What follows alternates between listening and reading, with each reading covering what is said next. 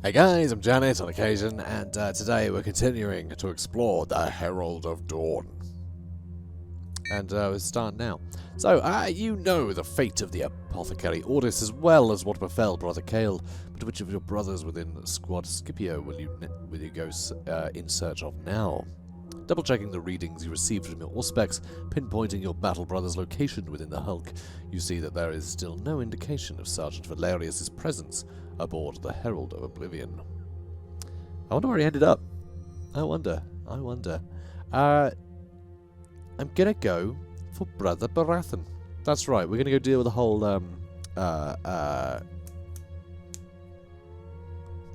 Necron stuff that we started earlier and failed because we got goused. Goused big time. Yeah, we're gonna do this one, I think, because we've got the wand. So I think we could maybe hack some stuff if it's compatible, which it should be, but also it's a story, and so, you know, it'd be nice if it just worked. Machine spirits can chat to Necron stuff, right? Probably not, frankly, but we'll see. So let's set off in search of Brother Baratheon. My purity score is nice and high, so that's good. I don't actually know what it is. Can we see? Is it in my inventory? It is, isn't it? Yes, purity is 43. That seems very high, but it started super high anyway, didn't it? Because of the difficulty we're on. We're on basically story mode, so... But anyway, the route you are taking through the Hulk leads you continually downwards, or at least what passes were down within the warped gravity fields of the massive derelict, until, judging by the Aquila and other holy iconography you see all about you, you find yourself in the guts of some long-lost pilgrim vessel. But your suspicions are immediately aroused when you see the icons of the ecclesiarchy have been daubed with much cruder totem symbols in what appears to be some form of green paint. Huh. It is not uncommon for the Bilges of Imperial spacefaring vessels to support whole communities in what are effectively makeshift shantytowns, but what you find as you progress through the part of the Hulk doesn't look like a human settlement so much as an orcish one. Didn't we already deal with orcs? My purity score is equal to or greater than 9.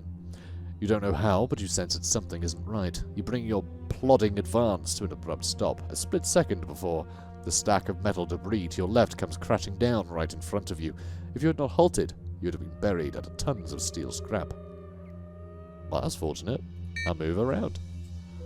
Clear of the scrap heap, you ready your weapons. You don't believe for one moment that the stack collapse was an accident.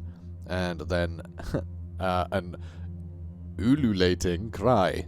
Ululating? Ululating. An ululating cry. What a word. Ululating cry. Yeah, it's right in the uvula. Ululate. I'm just yodeling now. Can't help it. Cry reverberates from the towers of metal debris through the bilges of the pilgrim ship. Wah! That's right, it's a wah. I love a wah. I love a good wah. Although, still, that's bad. We're only one person. We don't want to fight a war. Your first instinct is that there is another community of orcs lurking down here, and that they are closing in for the kill. Now their trap has been sprung, but there's something strange about the bellowed war cry. Their pitch is too high. It isn't long before you discover why. Splashing through the stinking morass of the bilges is a mob of humanoid creatures, clad in rough oddments of metal armor, their bodies daubed with blue war paint, while their faces are hidden behind jutting metal jaws and steel skull domes. And they're not orcs, they're humans. Or at least they were once. From the sores on their arms, the patches of scaly skin, and the occasional extraneous limb here and there amongst the mob, it is quite clear that they are mutants. How many generations must have passed since the pilgrim vessel first became lodged within the Herald of Oblivion for its passengers to degenerate to such a state? Not only for them to become mutants, but for them to turn their backs on the Imperial creed and start emulating the more powerful alien greenskins. Sorry, what do you mean more powerful? What are you talking about? That's heretical. That's heretical. I'm livid, frankly. I can't believe he'd say that. It's your holy duty to release them from this state of pitiful existence. Yeah, alright, we'll fight him.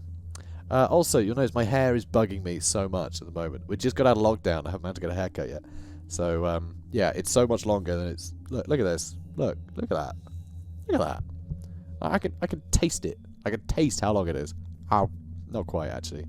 So close, close to my mouth. But anyway, so it keeps bugging me. It keeps like getting my eyes, and it's just, it's annoying. It's also bad I'm not wearing a headset, but I just push aside. But I'm wearing a headset, so it's annoying. Driving me mad. Anyway, enough about that. Let's kill some mutants. Fight. Test your might. Wow, check all these guys out. Ooh. Yeah, I'm having to really look in here. They're very little. They're very ickle. Ooh, not very good chances to hit for these guys. So I think we should just blast away at them at a distance. So Bilge mutants. I really want these guys to get closer so I can see them. And there's another hand coming at that guy. There's a claw. Oh god. I guess these are probably based on... I'm assuming these are possibly based on like Tyranid models, maybe? I'm not sure. I don't know. I don't know enough about 40k, frankly, to know if there are actually mutant models. Maybe with what's it called? Necromunda, maybe. Maybe they're based on Necromunda models. I don't know. So let's use our Mastercraft Stormbolter to take some pot shots. We got ludicrous amount of ammo, so all right. Well, that was successful. Hey, come on, Bilge mutants. Oh, yeah, he's trying to take pot shots. Very small chance to hit me though, so I think we'll be okay. Yeah, come at me, bro. Come at me. There we go. Let's just take random pot shots at all of them. No reason to do it in order, because the ones that are closest, I kind of want to be right next to me so I can just stab them with a sword. Yeah, that's really good. So, okay, proximity 1. So, yep. Just keep shooting these distant ones. Nice. Okay, there's a glance, that's fine. So, yeah, these are really quite cool, don't they? But yeah, you can see they seem to be emulating the orcs rather well. But I think they're emulating them in a way that I think a lot of this is actually kit bashes. I think they might have kit bashed these. Because that claw definitely looks something Tyranid.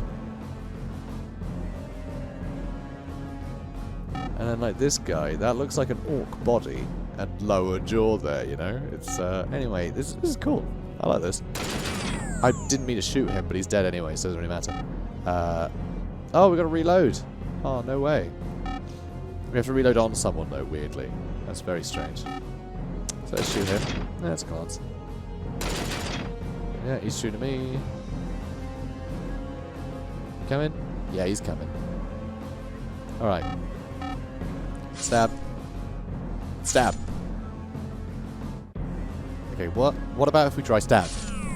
Yeah, that's unlucky. Alright, come here, you. Come on, lad.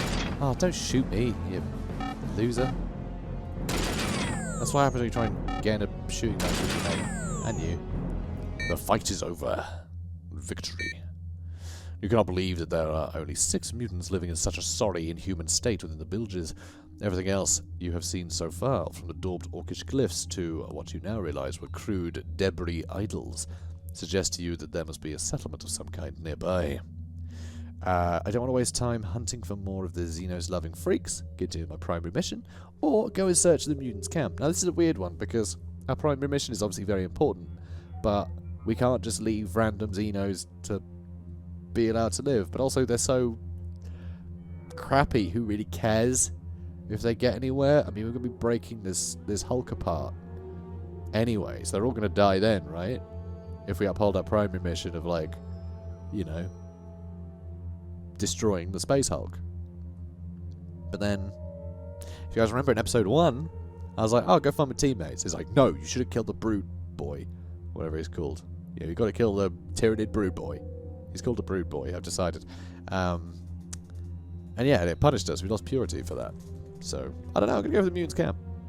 Although, I bet if we do this, and I just waste all of my time doing all the side quests, everyone we meet will be dead. But, fine. The training you received on being admitted to the chapter as a scout of the 10th Company serves you well now. Less than half an hour has passed, according to your suit's internal clock. It's a clock. When you pass the boundary markers of Staked Skull and Ripperjack hides, and lay eyes on the mutant encampment for the first time, remaining in cover, you peer out at the camp. We're in a giant, stompy, like, several-ton battle armor. Not very sneaky. But actually, I guess... no, maybe it's louder, actually. I'm not really sure. Because we're obviously treading underwater on slime and stuff right now. Still in the bilges, right? So that's probably keeping us fairly quiet, actually. But, don't know. Anyway, so, remaining in cover, you peer out of the camp. The settlement has been raised in the lee of a curving hull bulkhead, girders and scaffolding poles having been reused to create a steel stockade. Standing on guard outside the main gate is a devolved abhuman of a type widely recognized throughout the Imperium of Man.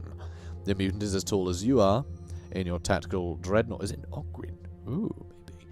Your tactical dreadnought armor, and just as broad across, its green-grey hide is covered in tough crocodilian scales. In its huge hands is holding a jerry-rigged spear gun, whilst hooked over the belt of its bilge rat loincloth is a hefty-looking axe. These abhumans, oh, scalies, oh wow, that's an old model. That's an old model. I remember those from the Citadel Miniatures. What do you call it? Annual. Yeah. From, I think it was 1996. Wait here.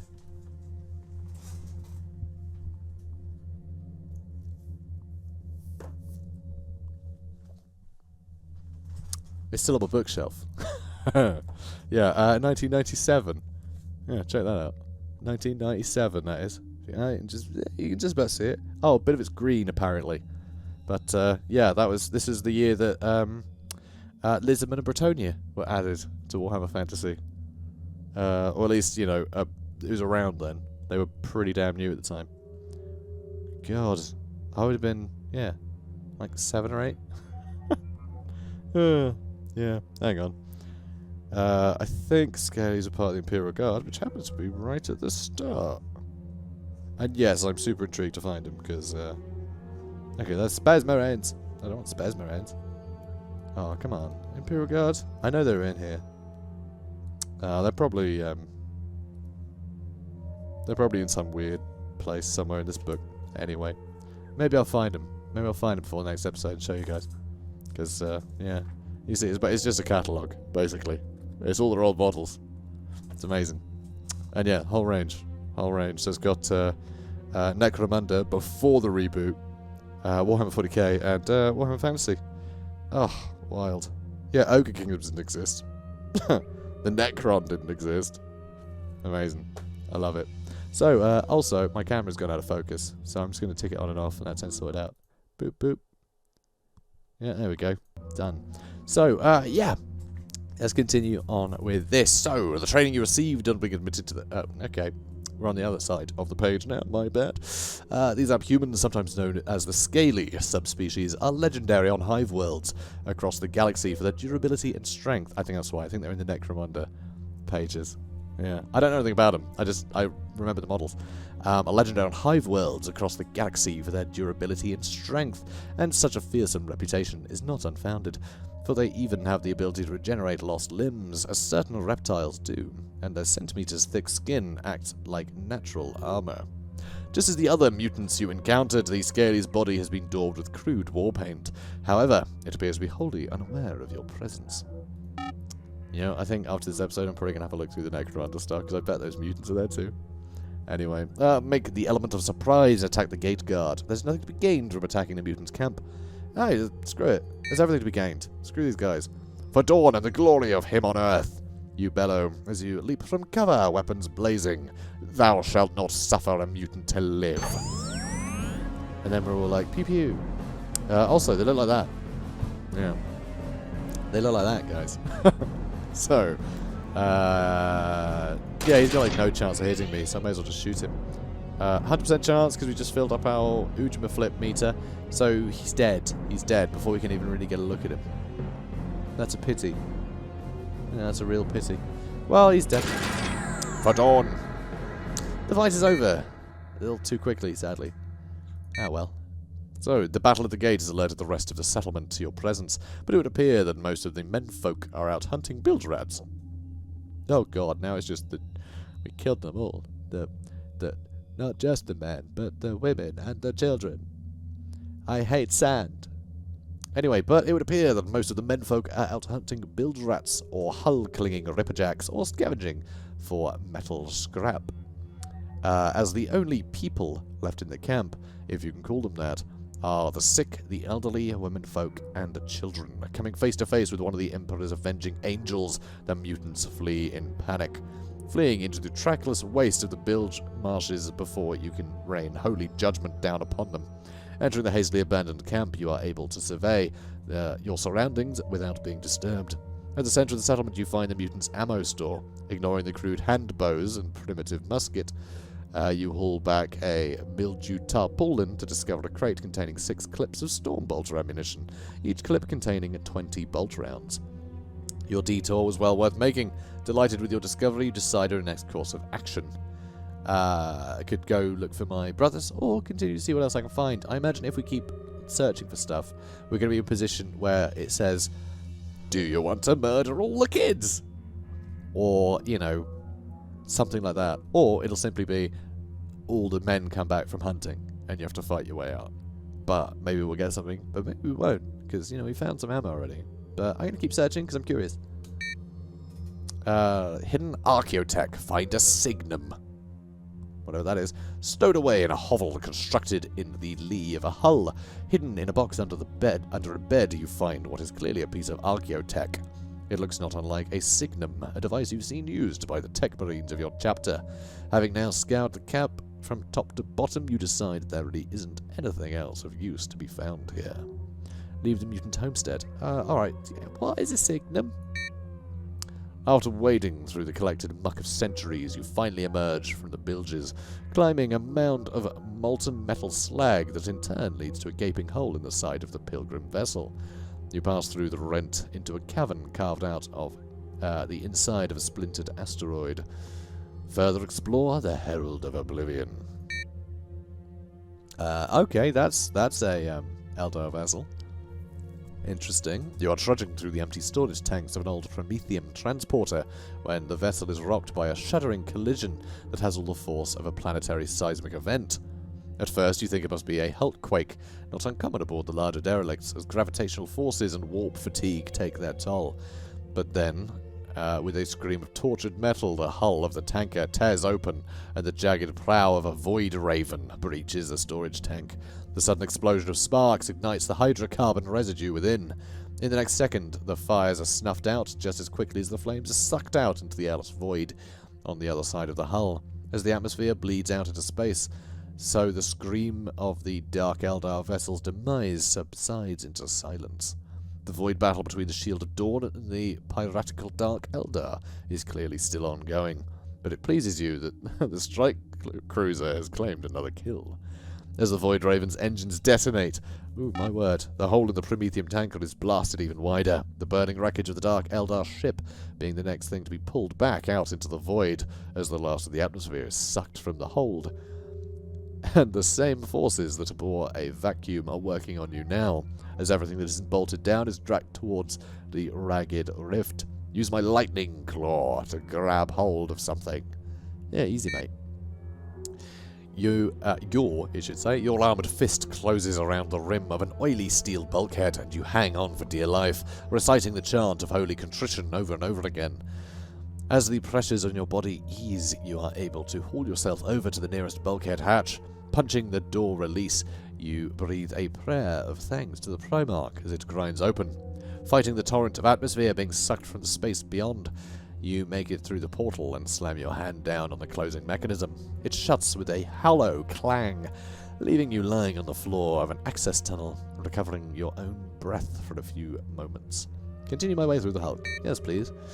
Brother Baratheon's signal remains strong as you force a path through the derelict, scrambling over fallen Cyclopean statuary, crossing the yawning gulf of a inert plasma drive by means of a twisted girder that is as long as a Titan is tall. We're back on track. This was episode 1. This was the end of episode 1, guys.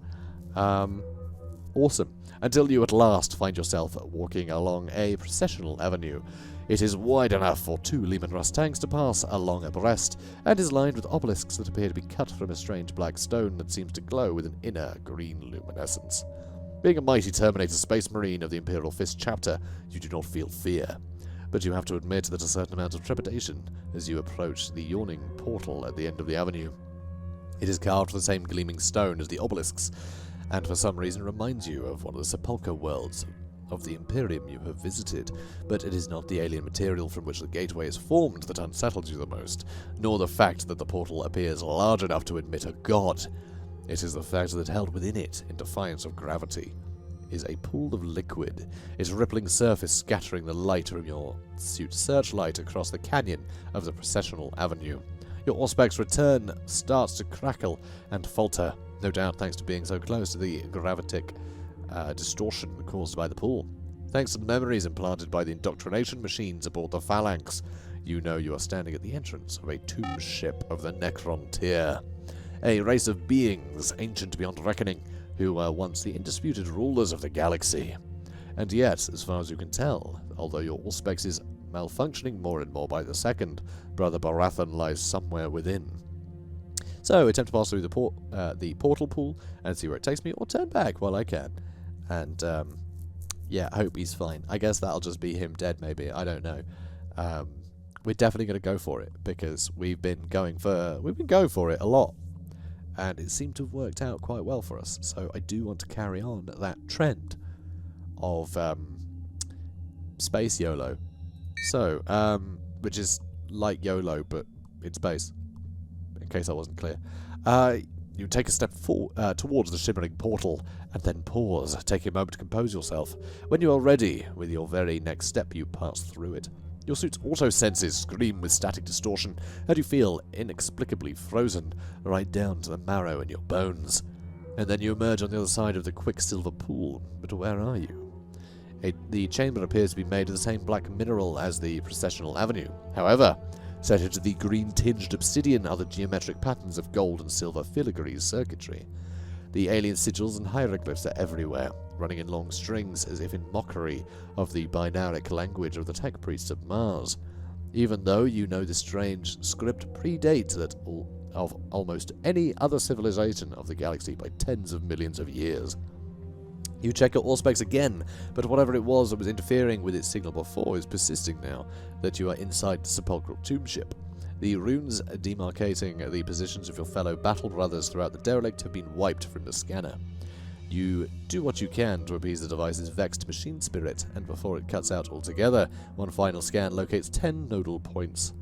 These are connected by a maze of passageways, but just before your Auspex dies altogether, the position of several of these seem to shift and change, as if the laws of time and space inside this Necrontyr vessel do not mean what they do in the physical universe. Curiously, but fortuitously, your helm's internal compass is still operational, as if some massive electrical force is creating its own magnetic field, by means of which you will be able to navigate your way through the tomb ship. Behind you stands the shimmering portal, by which you entered the silent sepulchral craft. In front of you is nothing but a wall of black marble, inset with sunken hieroglyph circuitry. The only routes open to you are to leave this chamber by the green glowing passageway heading east, or its opposite counterpart to the west. Last time we went west, I think we're just going to do that again, frankly, because I want to get back to where we were. You know, I want to go back on track, because we made one different decision. We went for a different, you know, teammate first, and my god, that was a tangent. So let's head west. The passageway leads to a hollow pyramidal chamber. This is the point designated as Node 1 by your Auspex. Examine the chamber. Accompanied by an almost imperceptible robotic whirring, what is clearly a weapon mount tracks your movements as you breach the chamber. At the same time, the crystal prisms within it begin to glow with a sinister emerald light. You are in no doubt that the weapon is charging in readiness to fire. There are only 2 ways out of the chamber, through an archway in the north wall and another in the east. Pardon me. Apparently, Gauss weaponry makes me sleepy. Made us sleepy last time. Yeah, put all of our atoms to sleep. That was bad. Bad days. Ugh. Bad times, guys. Anyway, right. Let's leave the chamber as quickly as possible, because, well, we know what happens if we pick the other one. Moving as quickly as your Terminator armor will allow you make for an exit, praying that the Emperor is watching your progress now with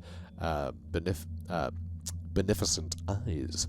Well, our purity score is quite high, so I reckon he's going to help us out. The Emperor is clearly smiling upon your endeavours this day. The potentially lethal beam of molecule-shredding Gauss energy misses you by a hair's breadth, and you manage to escape the chamber unharmed. Thank God for that. But which exit were you aiming for? Oh. Well, damn. We went west, so if we went east, we'd just be outside again. So north, right? Because that's somewhere new. The silence within the tomb ship is unnerving. It is so quiet, it's almost as if there is some kind of dampener field in operation, suppressing any and all sound whatsoever. In time you reach a crossroads, but which way will you head now? Not south, I guess. West again? I don't know. I feel like maybe I should be making note of this, but nope. So the passageway widens, becoming a high-ceilinged gallery, lined with darkening alcoves. This is Node 4. Goody. Let's examine the chamber? Don't have much option. So, in each and every one of the niches is a skeletal figure, a metallic mockery of a man, an embodiment of the archetypal image of death itself, and rightly so, for these are the deathless warriors of the Necron tier, who gave up their flesh and blood forms millions of years ago, in service of the star gods they worshipped. As you make your way through the gallery, your weapon in hand, half suspecting that what might be coming next, the silvered skeletons jerk into life, and, moving as one, step down from their alcoves. They march towards you, their archaic weapons crazed by their patina of countless millennia. These same weapons crackle with pulsating green light as they re-energize, no doubt for the first time in unnumbered aeons. The tomb ship guardians have awoken, and you must fight them if you're to escape from this place alive. Awesome. Yeah, they're all carrying massive freaking Gauss lasers. Ugh, don't like it. Oh, they've all got 8 wounds, and they've got a 25% chance to hit us for 2 wounds. Although we got a billion wounds, we have loads of meds, so I don't think we have to care that much, frankly. So tell you what, they have 8 wounds, so focus. It really didn't get a crit or anything. Alright, fine. I guess just shoot him again. Alright, he's half dead, but now they're all going to shoot me. Oh, what a crit. 3 wounds, huh? That's pretty brutal. Ooh. Wow. Okay, we need to be worried. We need to be worried. Oh no. It's proximity 3. I think I might just want to get stuck in and start hacking them to bits, you know. They'll double the damage. There's so many of them, getting in range makes sense. So, come on. So if we get this close... Oh, they have fewer chance to hit us, actually. In melee. That's brilliant. This is perfect. So, close the distance against Necrons. Because Gauss weaponry is brutal. So, that's how we have to play this. So, okay. But yeah, we've taken 8 wounds this battle. We haven't killed any yet. Jeez. God, don't glance kill. Come on. Thank God. Sorry. Thank the Omnisire. Oh. That was a crit. Oof. Alright, well. Miss. Crit. Thank the Omnisire. Thank the Omnisire for that. My word. Whew. Hit. Please stop hitting me. Please. Focus. Yeah. I want to see if it'll help. Yeah. Alright, only 2 left. So we won this, for sure. I mean, we lost 11 wounds. But still, that was scary. Not the easiest. Hit. Didn't kill him though. That did. Good. One last one. Miss. But yeah, just wading in, chopping them all to bits is it's a pretty baller move. So, victory. The Undying Warriors are still. They're dead then. The Undying Warriors are dead.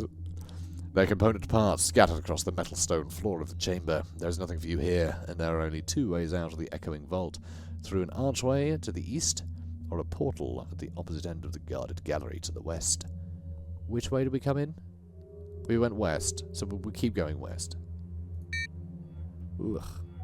Okay, it is not long before you find yourself entering another crypt-like space. This is Node 9. Examine the chamber. Okay, so... Ooh. The chamber is octagonal in shape. You know, it's not actually cold in here, but just... I've got a good imagination. I'm honestly just imagining being in some tomb full of the dead. Like, it's just the cold black, like, you know, obsidian walls and everything. It feels cold to me. I know, weird to have that reaction. It's actually pretty damn hot in here. So yeah, kind of weird that I wrote my heads together and like, yeah. Anyway, that's how that works. So, the chamber is octagonal in shape, with more of the ancient circular, semicircular, and linear patterns of the Necron circuitry adorning its walls. Set into marble-like substance of which the floor is composed are conduits that radiate with a more intense form of the light that seems to permeate every passageway and compartment of the labyrinthine vessel. That was a sentence. These power conduits connect to a crystalline structure at the center of the chamber. It looks like a huge green diamond. All light refracting fractal facet faces and 2 meters in diameter, set within a plinth composed of the same metal stone material as much of the rest of the tomb ship. The emerald light pulsing from the huge crystal makes you feel cold to your very core. Told you. For some inexplicable reason, it is as if your subconscious mind is trying to tell you that there is something very wrong here, and to beware.